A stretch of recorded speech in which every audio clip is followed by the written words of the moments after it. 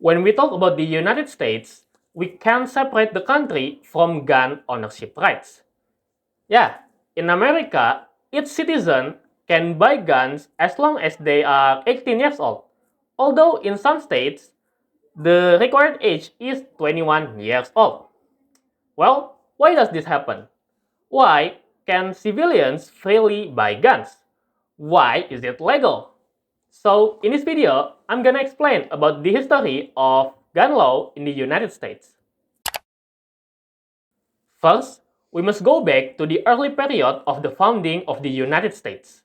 So, when the founding fathers were drafting the Constitution, at that time, the United States had two major political groups, the Federalists and Anti-Federalists.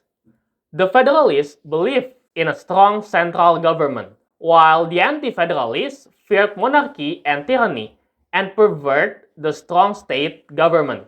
The Federalists believed that a strong force, in this case the army, was needed to defend against foreign attack and large-scale domestic unrest. The Anti-Federalists believed that such attack could be prevented by state militias, which could be called upon in times of national crisis.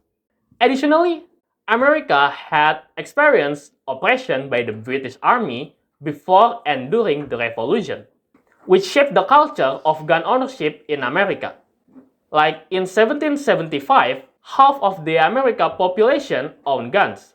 More Americans had guns in their homes than had chairs or books. They also experienced British attempts to take control through disarmament. James Madison, one of the founding fathers, considering all this group when he crafted the Second Amendment.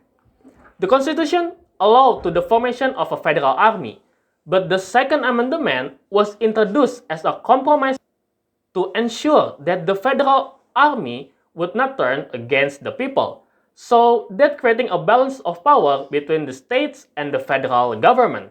Ultimately, the Second Amendment was ratified on December 15, 1791, as one of the first 10 amendments to the Constitution, known as the Bill of Rights. Well, the Second Amendment who caused a debate regarding gun ownership in the United States. The Second Amendment states, a well-regulated militia being necessary to the security of a free state. The right of the people to keep and bear arms shall not be infringed. Initially, the Second Amendment was not considered as an individual right to carry guns. Instead, as stated by founding fathers Noah Webster and Alexander Hamilton, this amendment was about enabling citizens to be part of a collective militia that would avert the use of the nation's military at home. For hundreds of years, the Second Amendment was generally understood to link gun ownership with militia service, and this understanding was not seriously challenged in the Supreme Court until 1939, in the case of United States versus Miller. The decision was that the Second Amendment did not guarantee an individual rights to keep and bear a show-off shotgun, allowing the government to make certain gun illegals if they desired. So almost 150 years after the Second Amendment was ratified, this decision confirmed this understanding. The government doesn't need to regulate or prohibit the ownership of firearms, but can do so if necessary, because the rights are well understood and that this is related to militia service. And this interpretation held true for 50 years or more. However, this understanding changed in 2008 due to a Supreme Court decision known as District Columbia versus Heller. In short, a man named called Dick Heller, along with 5 others, filed a lawsuit against the District of Columbia regarding gun ownership. Because in DC, residents were not allowed to own and keep guns in their homes. They argued that this ban violated the Second Amendment of the Constitution. However, their lawsuit was dismissed by a lower court judge. But the Court of Appeals of DC Circuit overturned the dismissal, stating that the gun ban in DC was unconstitutional. And they also said that the only plaintiff who could claim damage was Dick Heller. And the District of Columbia then appealed to the Supreme Court, which heard oral arguments on March 18, 2008. The big question was, does the DC law restricting access to firearms stored at home violate the Second Amendment? And the court said yes. On June 26, 2008, it was announced that they sided with Heller with a 5-to-4 jury ratio.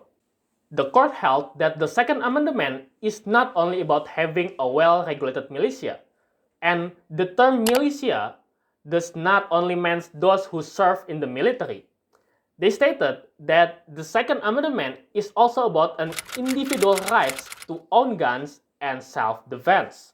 The Supreme Court also added that the Second Amendment is not unlimited.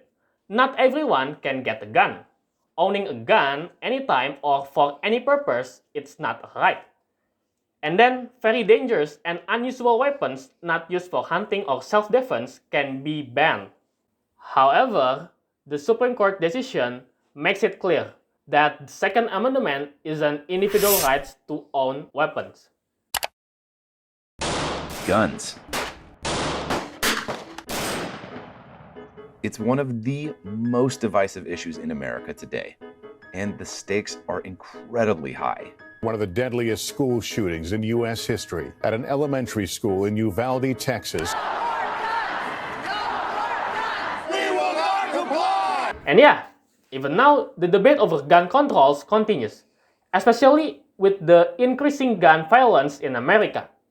Like in 2023 alone, there's 42,000 people died in the United States due to guns.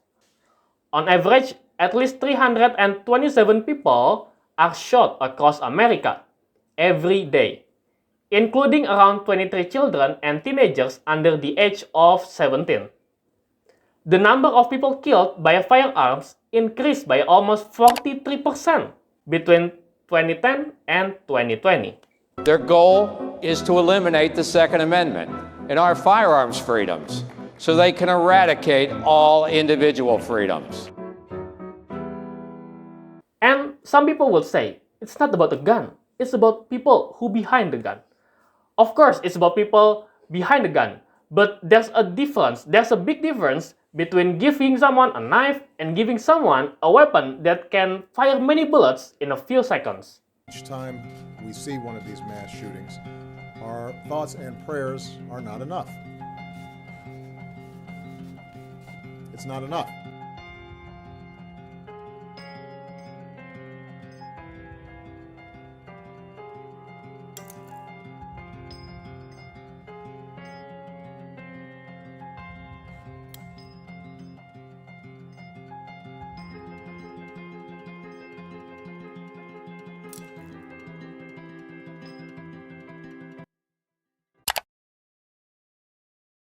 And yeah, that's the reason why guns can be legally purchased in the United States, specifically for its citizens.